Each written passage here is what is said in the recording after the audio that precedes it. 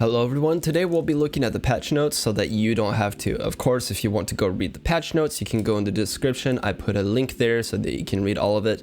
If you're here though, you probably don't want to read all of it, so I will give you the big lines. Anyways, so they seem to have changed the netcode. Now, I don't know enough about how netcode works in the game to talk about it, so I'll refer to Oatmeal Dome, who says that they have lowered the latency by an average of 3 frames.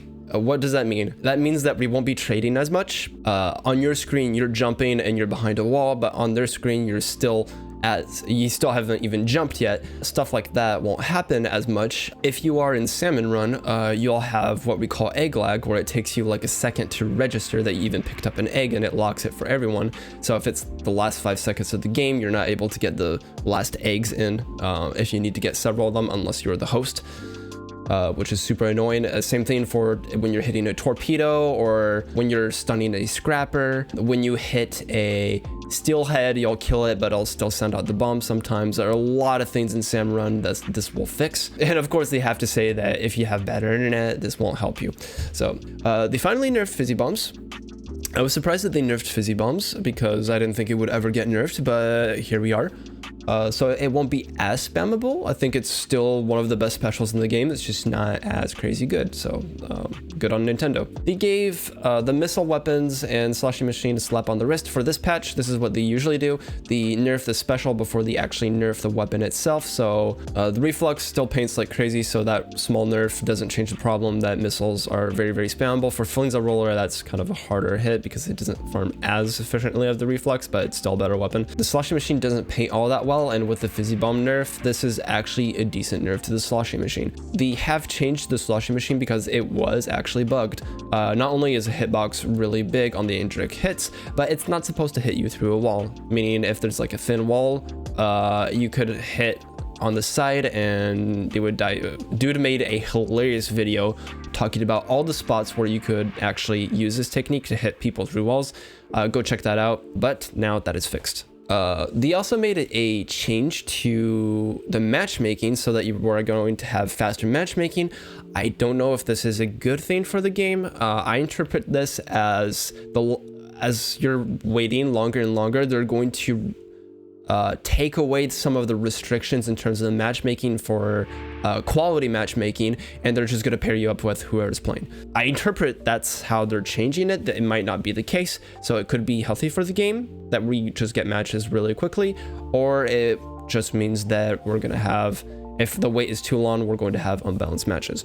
So they fixed something. The position where you are on the screen is not shown correctly for all the other opponents, where you would jump behind a ledge and then you were completely behind the wall, but it miscalculated your position for the enemy. And even though you're standing for like 5 seconds behind a wall, they will see you in the open and shoot you down. And there's a lot of situations like that where you just die. Here's a nice change to Splatoon. As me and my friends, we were debating whether or not this was a bug or intended. People thought it was intended, actually, that you paint more sometimes. That way it compensates for how badly the weapon inks. No, it's just a bug.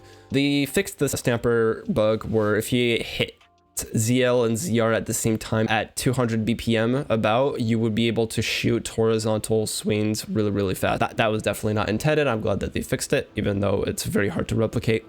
As you can see on screen, they changed basically every single bug imaginable to Ultra Stamp. The Ultra Stamp just did not protect you. I made a video on it where it's just unusable because half the time you just die to random stuff and it's so inconsistent, and you're better off throwing it because the weapon doesn't protect you. Good on Nintendo. Ultra Stamp was bugged and definitely not working as intended. Well, we'll see if that changes things for the weapons that have Ultra Stamp. There was also a bug with the Trizuka where you would be able to hit people through walls. There's something with the thin walls in this game where you can hit people through them.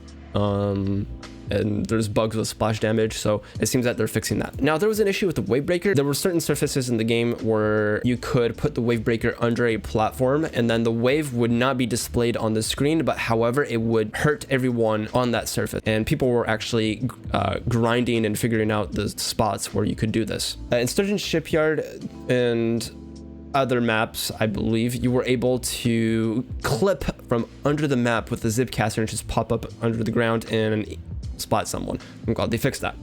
Not intended. now we're getting to the Salmon Run changes. There were a lot of bugs in Salmon Run. So the first one was, if you notice using Inkjet over the egg basket, you would slow down the game. The frame rate would just become unplayable, especially noticeable during rush. They fixed how bouncy the bombs were on the flyfish. I'm glad they fixed this because it was the most aggravating thing. Flyfish is easily one of the hardest bosses to deal with because of how much ink in time you need to kill them. The fact that the bombs half the time would just bounce out of the basket just meant that you couldn't deal with them even if you wanted to. So very good fix. Glad they fixed that. There was a strategy to avoid taking damage from the flipper flopper, so you would jump when it landed on the ground. That is not intended, so that kind of sucks. That was some counterplay to flipper floppers. Can't do it anymore. Did not realize that it was unintentional. They fixed an issue where the slimy lid will get stuck on a fish stick. I hated this when this happened because it really made it difficult to deal with either boss. I thought this was intentional, that the mud mouth, when it popped out of the ground, I thought it would just kill you. It looked intentional. It happened actually pretty frequently. I've seen a lot of clips of it.